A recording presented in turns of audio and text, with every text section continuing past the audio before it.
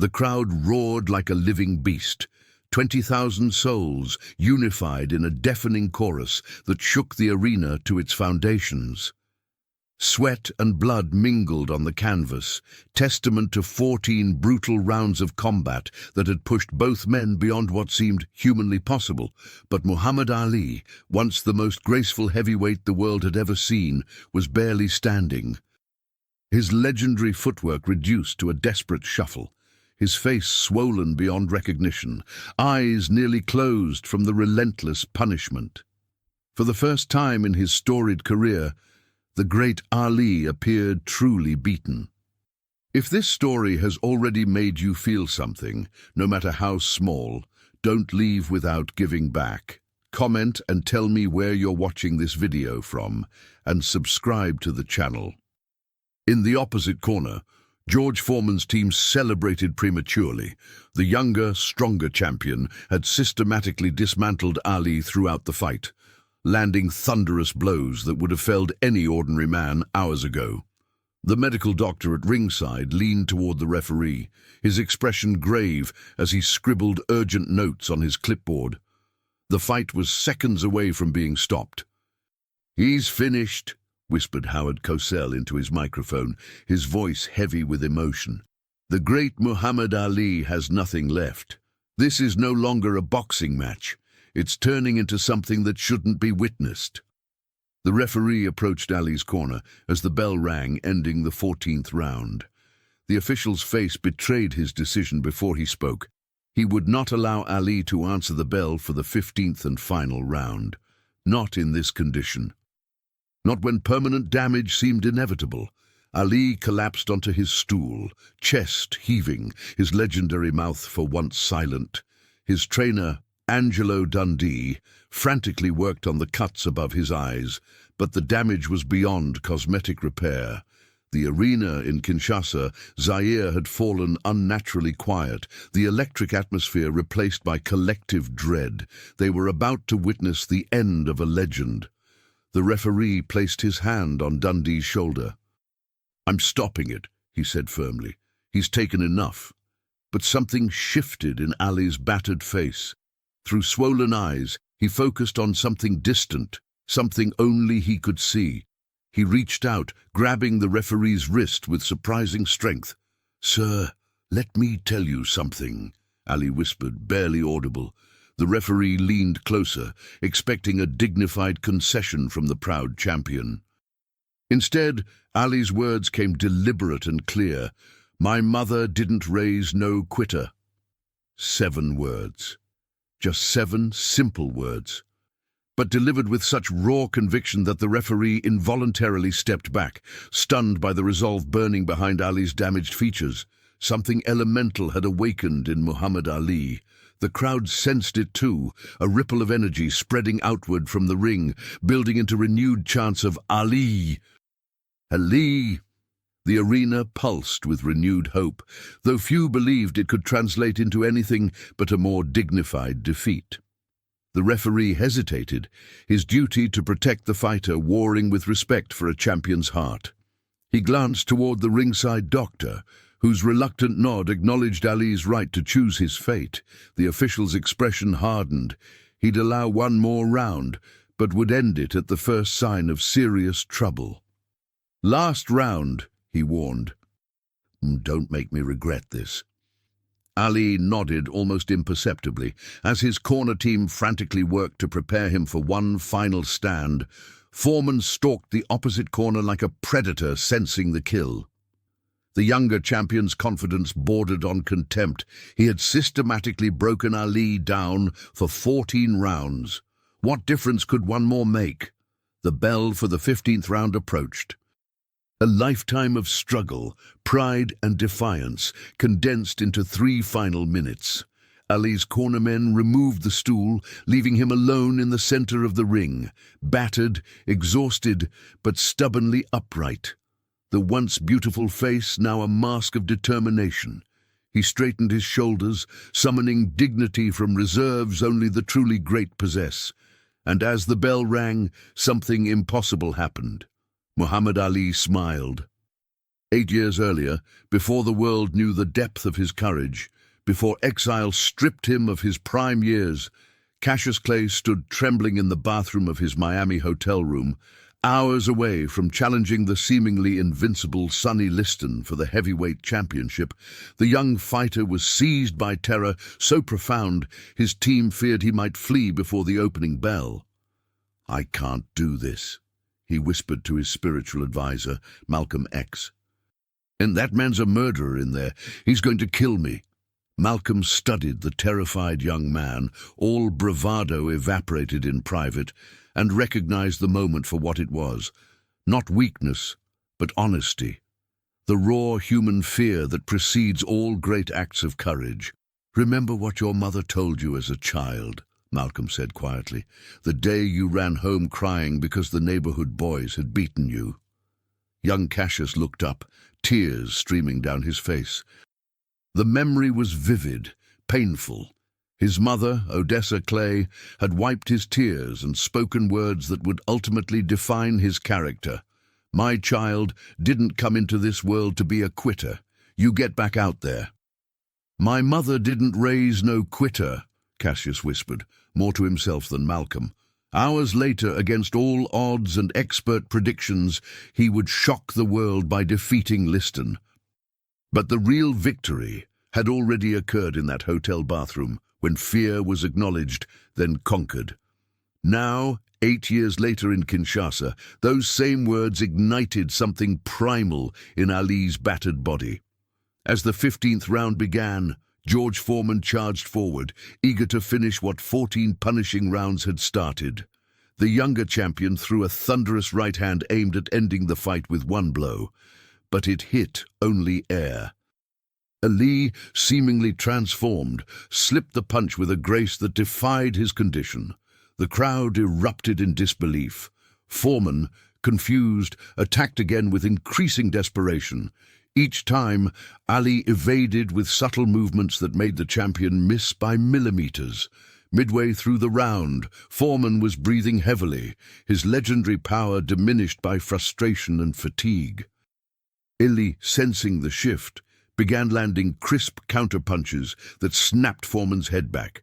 Each landed blow electrified the crowd, who sensed the unthinkable becoming possible. With 58 seconds left in the final round, Ali spotted his opening. Foreman lunged forward, off balance and increasingly desperate. Ali planted his feet and unleashed a lightning combination, right cross, left hook, straight right, each punch landing with surgical precision. Foreman's exhausted legs betrayed him, and the seemingly invincible champion collapsed onto the canvas. The referee began his count as 20,000 voices counted along in a dozen languages. Foreman struggled to rise at the count of 9, but collapsed again as the referee waved his arms, signaling the end. Muhammad Ali had accomplished the impossible. As pandemonium erupted around him, Ali stood quietly in the center of the ring, hands raised, not in triumph but in gratitude. In that moment of victory, his thoughts returned not to the dramatic knockout, but to those 7 words that had changed everything. "My mother didn't raise no quitter." The lesson wasn't about boxing, it was about life itself. 3 hours after the miracle in Kinshasa, Muhammad Ali lay in darkness in his hotel suite, every muscle in his body screaming in agony. The post-fight adrenaline had faded, leaving only pain in its wake. A doctor had administered injections for the swelling, but nothing could ease the deeper ache that penetrated to his bones. "Was it worth it?" asked Howard Cosell, the only journalist allowed into Ali's sanctuary after the fight. The broadcaster's usual bombastic persona was subdued, humbled by what he had witnessed. Ali turned his head slowly toward the voice, his face unrecognizable from swelling. "Define worth," he replied. The question lingered between them.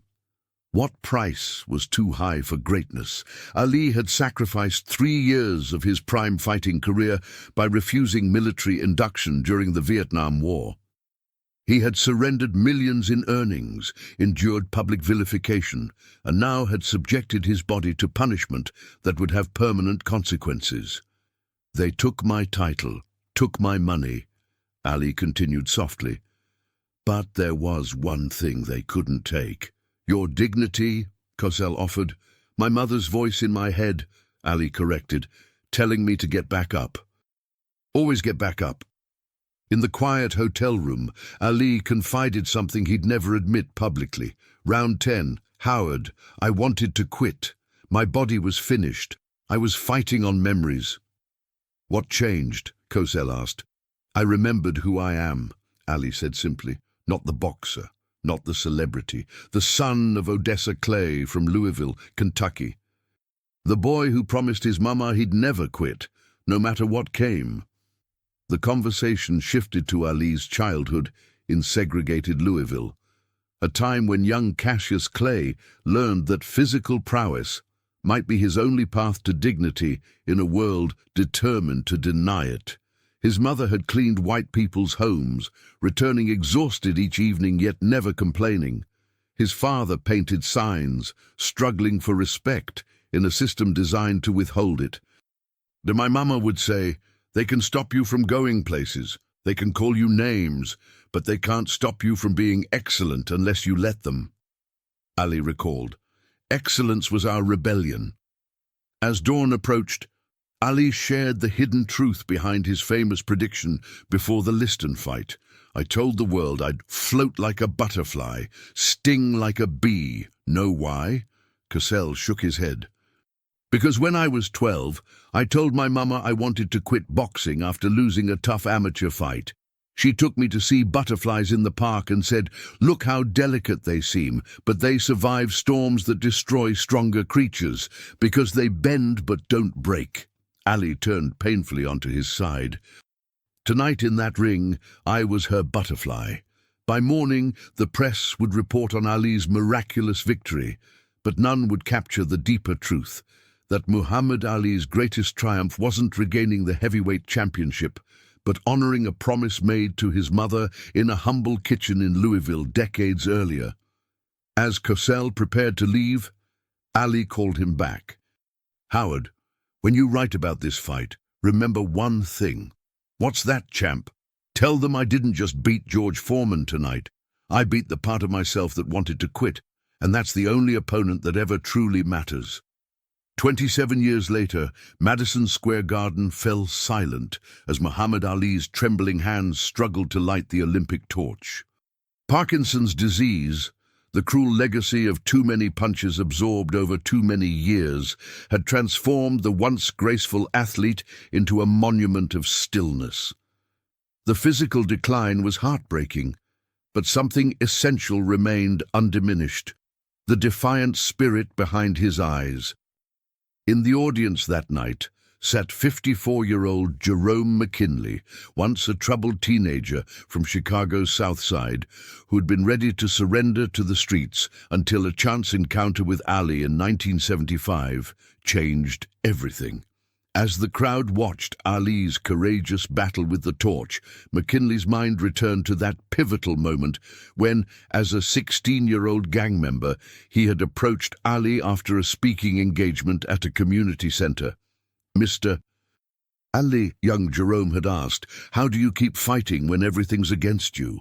Ali had studied the desperate teenager, recognizing the crossroads the boy faced. Instead of platitudes, he had leaned close and whispered the same 7 words that had saved his own career. "My mother didn't raise no quitter." Then Ali had added, "And I bet yours didn't either." Those words had pierced Jerome's armor of teenage cynicism, reaching something authentic beneath the practiced indifference. That night, he had returned home and asked his mother about her dreams for him, a conversation they hadn't had in years. Now, decades later, Dr. Jerome McKinley, pediatric surgeon and father of 3, watched Ali's Olympic moment with tears streaming down his face. The physical decline of his hero was painful to witness, but the essential lesson remained unchanged.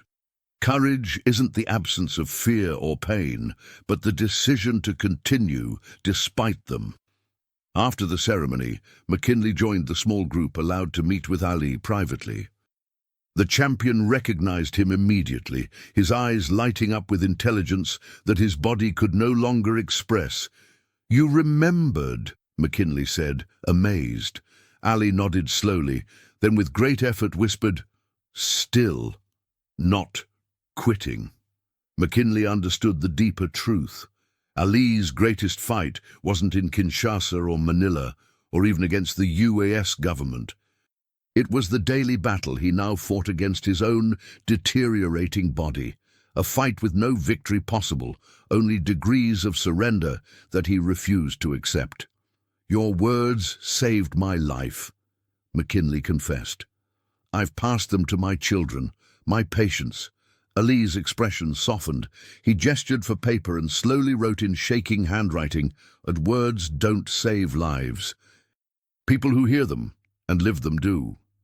As their meeting ended, Ali pressed something into McKinley's palm, a small, worn piece of paper. Unfolding it later, McKinley discovered a faded note in a woman's handwriting. "My son, never quit. The world will test you, but your spirit must never yield. Odessa Clay." Ali had carried his mother's words through championship fights, through exile, through comeback victories, and now through the daily struggle against Parkinson's. The note wasn't just a personal talisman, it was the source code of his legendary resilience. That night, McKinley understood that Muhammad Ali's true legacy wasn't in championship belts or Olympic moments. It was in the countless lives touched by his example, people who faced their own impossible fights and heard, in crucial moments of potential surrender, those 7 words that had changed everything in Kinshasa. "My mother didn't raise no quitter." In hospital corridors, in classrooms, in recovery rooms, and in moments of private desperation, that simple maternal wisdom continued to transform lives long after the roar of the crowd had faded. The greatest fights, Ali had shown us, happen not under spotlights, but in quiet moments when we decide whether to continue or surrender. And in that decision, made again and again throughout a lifetime, we discover who we truly are. If you've made it this far and felt every word, don't leave without subscribing. I tell these stories with my heart in my hand, to reach people like you, who feel, who get emotional, who live. If this really touched you, give back. Comment, subscribe, come be part of this family with me until the next video.